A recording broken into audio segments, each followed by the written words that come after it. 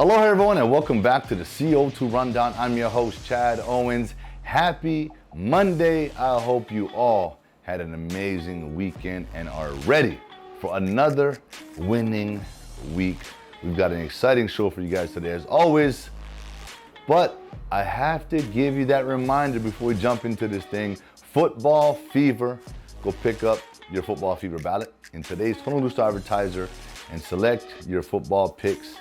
$1,000 cash weekly to one winner, and there's a grand prize at the end of the season, a big green egg Kamado grill, so you do not want to miss out on that opportunity.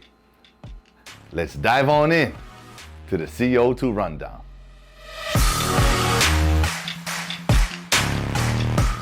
The Honolulu Marathon's 50th year anniversary was a huge success over the weekend.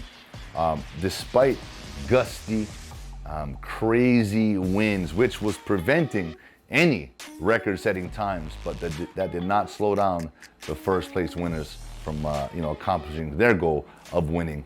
On the men's side, it was Ethiopians Asefa Mengstu, who had a time of 2 hours, 14 minutes, and 40 seconds, and he broke the 14-year-old from Kenya on this event. So I know representing his country and getting this title was extremely a huge honor for him, and he took home the $25,000 cash prize. So congratulations, Asefa. On the women's side, again, another Ethiopian, Asayik Ayalu. Her time was 2 hours, 30 minutes, and 58 seconds. This is her third career win.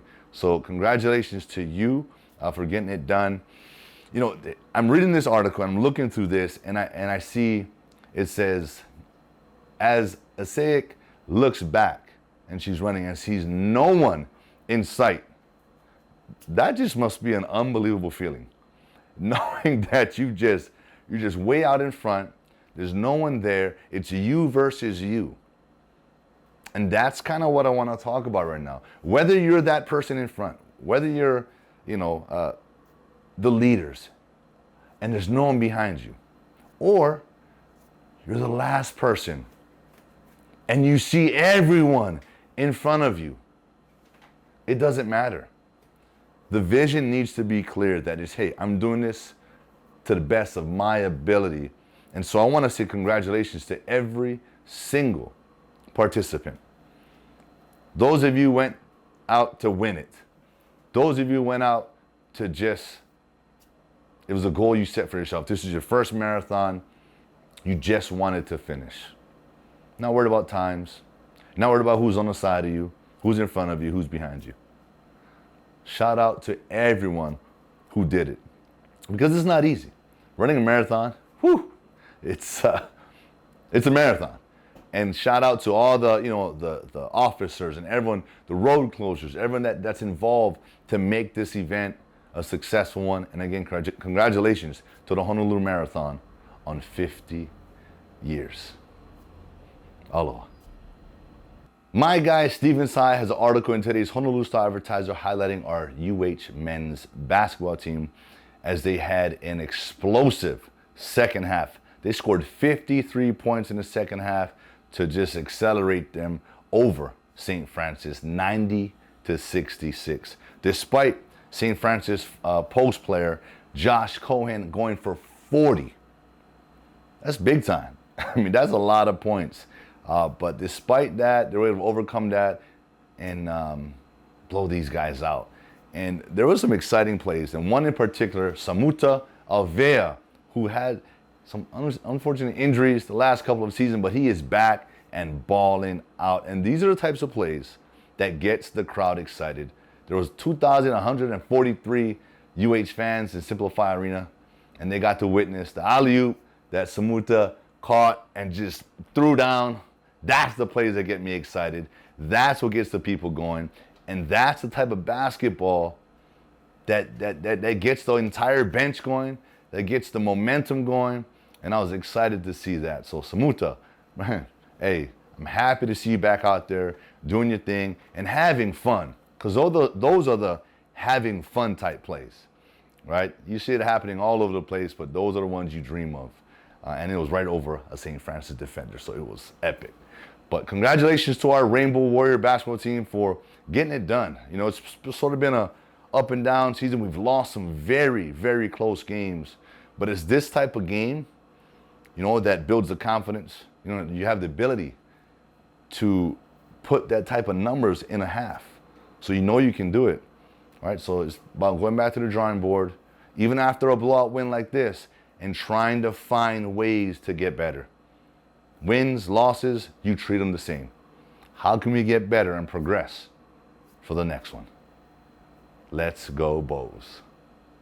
Former Radford and University of Hawaii athlete and now former Navy football head coach Ken NIUMATALOLO will not be returning after 15 seasons at the Naval Academy.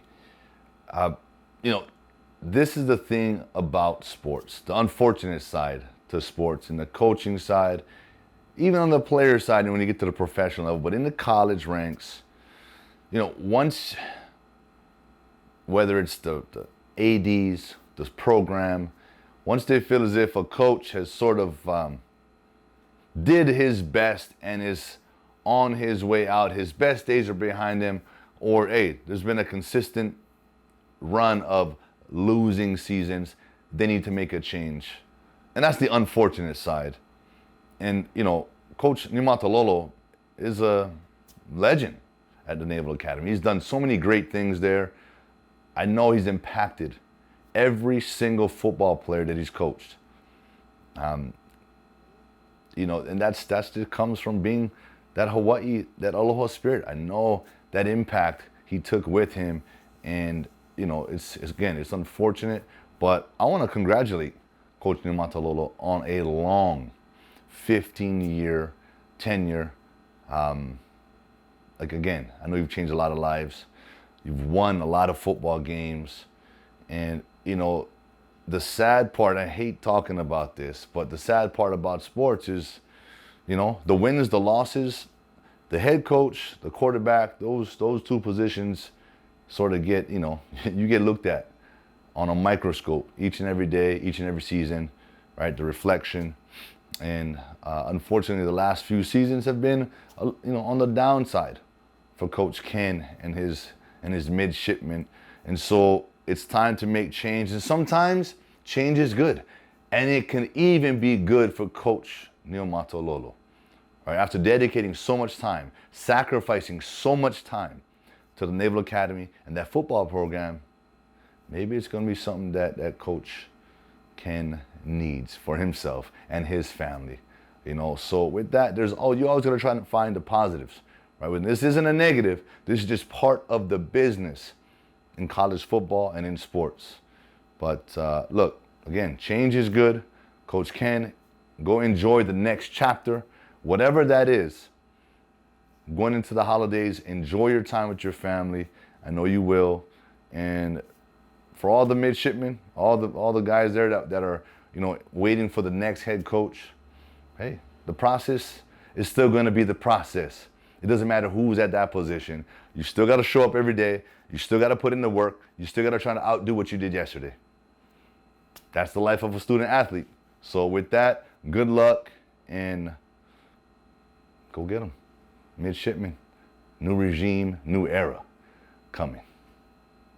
In college football, the most prestigious award, the highest honor, the Heisman Trophy.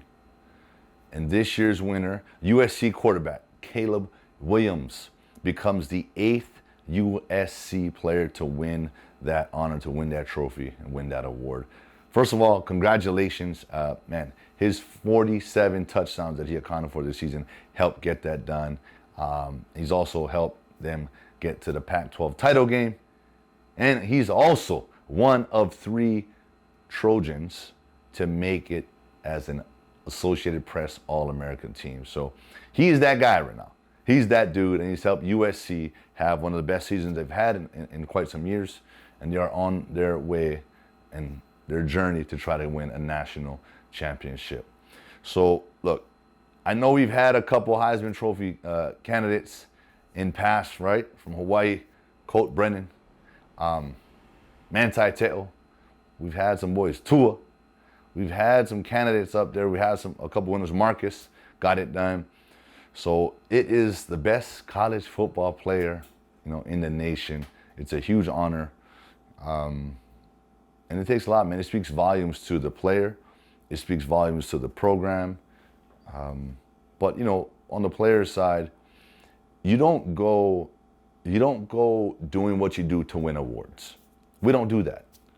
We do what we do to be the best that we can be at the position that we're playing.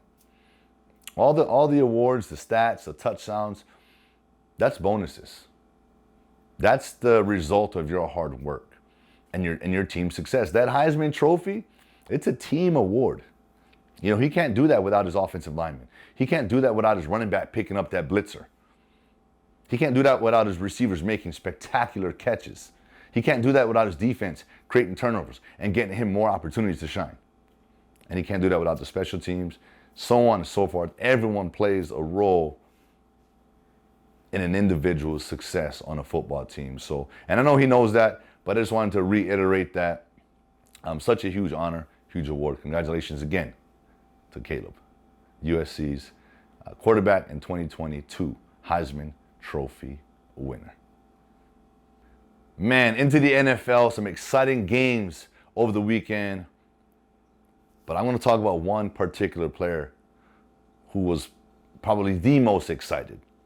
San Francisco quarterback Brock Purdy. Yeah, who is that? Exactly. He was Mr. Irrelevant this year because he was the last pick in this past year's NFL draft by the 49ers. He was sitting behind Trey Lance, and when Jimmy G came back, he was sitting at third on the depth chart, and he got his opportunity to start against the GOAT, Tom Brady, over the weekend, and Brock Purdy did his thing. Right? Defeated the GOAT in the Bucs 35-7. He had 3 touchdowns and looked like the guy. He looked like he's been a starter in the NFL for years. But he's just a rookie out of Iowa State, and he definitely made his presence known. And this is what's exciting about this, right? Him being the last pick of the NFL draft. Tom Brady, 6th-round pick, similar situations. I can see Brock Purdy being that type of guy. And all these questions are arising. Are the 49ers better with Brock Purdy than Jimmy G, than Trey Lance? What's that scenario going to look like? But let's also not forget this, that the San Francisco 49ers has the best defense in the league. They've got one of the best tight ends, if not 1, 2, right, in Kittle. They've got Christian McCaffrey in the backfield. They've got Deebo Samuel, right, who's a receiver. They've got weapons all over the field. Does that help a rookie quarterback in his first start? Absolutely. But man, the way that Brock played, and how's this? The first play from scrimmage, he gets absolutely demolished from a blitzer. Gets up, shakes it off, and just continues to do what he did. So that showed a lot of poise. That showed a lot of just focus, like he's been there before. But I want to tell you, man, he had that chip on his shoulder. Last pick of the draft, he said, that's fine. I'm working my butt off. I'm gonna work harder than everyone.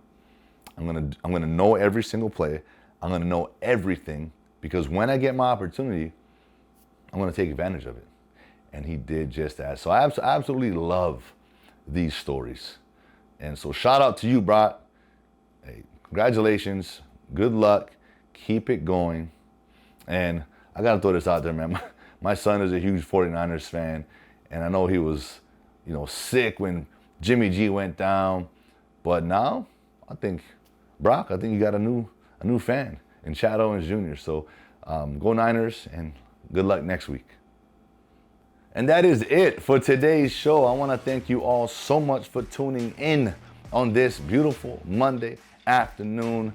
I hope you got your foot on the gas pedal. I hope you're coming out the gate, because that is the only way to get it done. You got to start fast to set up that momentum so you can win another week. Don't forget to turn in your football fever ballots. Pick it up, turn it in by Wednesday to select Long's Drugs. And thank you so much to Long's Drugs for all of your support of the show. Let's continue to support Long's Drugs, support local and make Long's Drugs a part of our days. I'll see you all come Wednesday. Aloha.